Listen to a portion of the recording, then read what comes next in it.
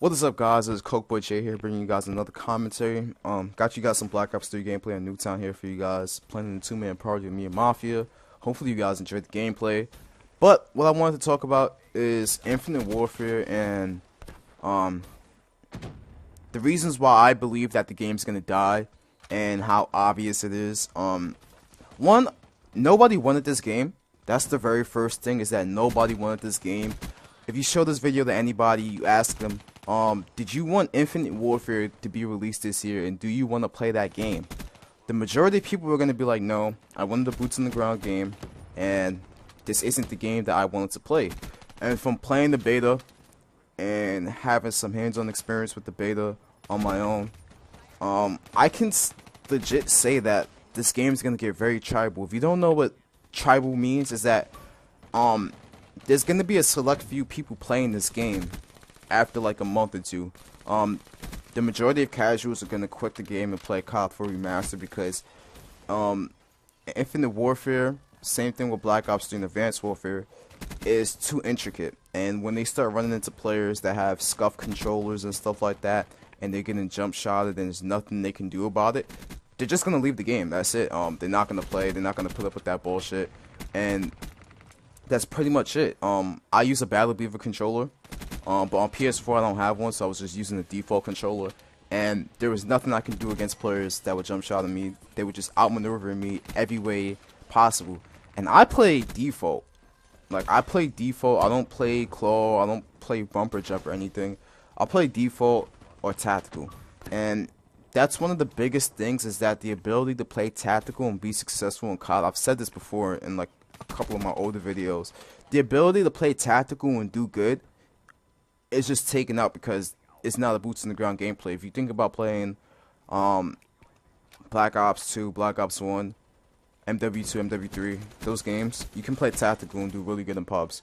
And you can't do that inside Infinite Warfare or Black Ops 3. You can't do that because drop shotting is a useless mechanic in the game.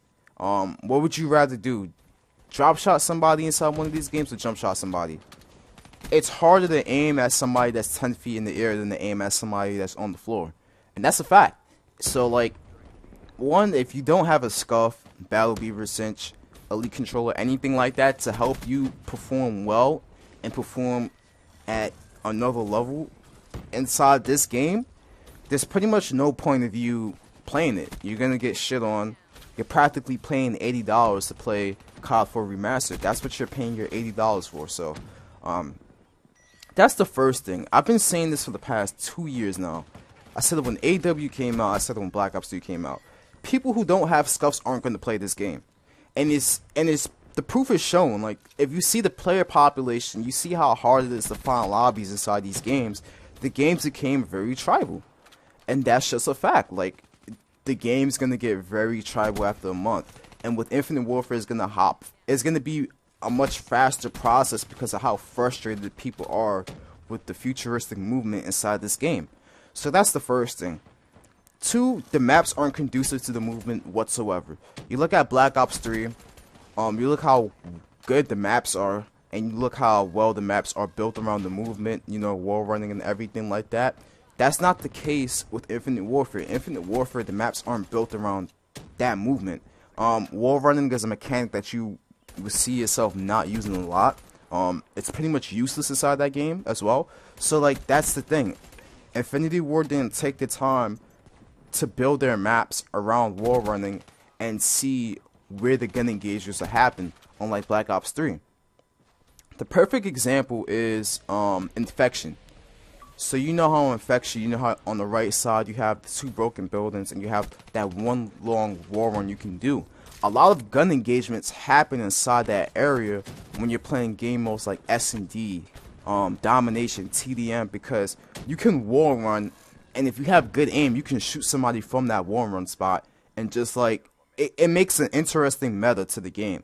And that meta doesn't exist inside Infinite Warfare. So that's one thing. Like, there isn't a lot of maps where you can have this like long wall running route and like pick an enemy team off from the flank. Like, you can't flake somebody from a wall run like you can do inside Nuketown. You can just do one whole big wall run from your spawn all the way to the enemy spawn without even getting shot at, because, you know, it's just a really good spot, and there's multiple maps that can do that inside this game, and you don't really have that kind of freedom with the movement inside Infinite Warfare. So it's like, what the fuck is the point of playing a game where, one, the maps aren't built right?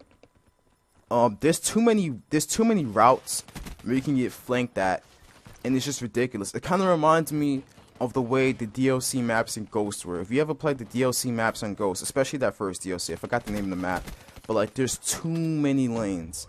Like, you get inside, you're in one room looking at one doorway, right? Like, alright, I'm gonna get pushed from this way, and you can get flanked from your back, right side, and left side. So like, the map shouldn't be built like that, where I can get fucking pushed from like 3 different angles and I can't hold down an area. It's just retarded. Imagine if inside Nuketown, right, there was doors to the side of the house. Like, to the side of the fucking house. Like, alright, so you have the one building with the garage, right? You have the entrance and the exit. That's one lane. And then you have the middle. That's 2 lanes. That's it. There's only like 2 ways, unless they fucking come to like around the house to get you from the back, which is hard if your team is holding it down properly.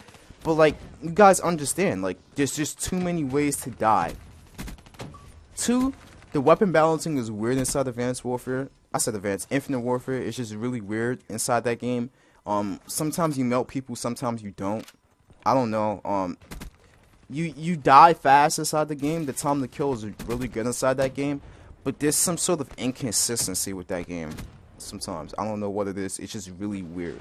So they need to get that figured out with the net coding. It's just like really weird. It gets really inconsistent at times with the time to kill. And the overall weapon balancing, I think the subs can be better inside that game. I actually had like an argument on Reddit with this dude. He's like, oh, subs are only supposed to melt up close. But I think they need to buff the range of subs, because they're just absolutely ass at range. If you think about playing Black Ops 3, Advanced Warfare, Ghost, not Advanced Warfare, but Ghost, or any other COD at that, like, you can kill people from medium range. And inside Infinite Warfare, you can't really kill somebody from medium range because the damage from range fucking sucks. So like, they need to buff the range and subs. That's one thing they need to do. Subs just suck at range, period. They shouldn't map you from across the map, obviously, but I should be able to win gun engagements from medium range. And you know, it's just sad to see that subs don't dominate for medium range like they should be doing. But that's a whole nother video, speaking about the weapon balance in the game. 2, bringing specialists inside the game is gonna kill you a lot. Think about how much Call of Duty has changed from bringing specialists inside Black Ops 3. Think about how many times you were going for a nuclear, right? Say you're playing solo, you're playing with like a short little party, right?